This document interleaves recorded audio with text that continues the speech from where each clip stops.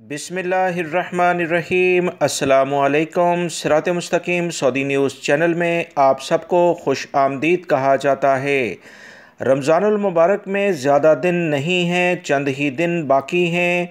इस तमाम सूरत हाल के बाद सऊदी अरब के मरकज़ी बैंक की जानिब से रमज़ानुल मुबारक में बैंकों की टाइमिंग क्या होगी, वो तमाम जगह जहाँ से गैर मुल्की अफराद अपने मुल्कों में रकूम को अपने प्यारों को भेजते हैं, उसकी टाइमिंग क्या होगी, ये तफसीलात शेयर कर दी गई हैं ताकि आसानी के साथ मामला जो बैंकों से मुतल्लिका हैं वो रमज़ानुल मुबारक में तय कर लिए जाएं।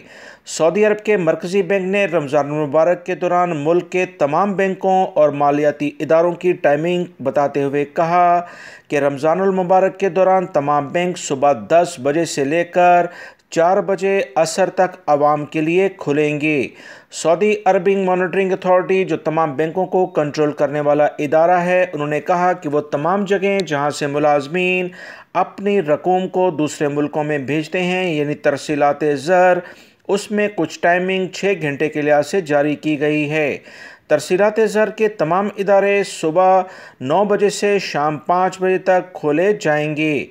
समा ने कहा कि बैंकों और मालियाती इदारों में ईद उल फितर की छुट्टियां जुमेरात 28 अप्रैल के रोज़ की ड्यूटी देने के बाद से शुरू होंगी। तमाम बैंक और मालियाती इदारे ईद की छुट्टियों के बाद इतवार 8 मई को दोबारा खोले जाएंगे।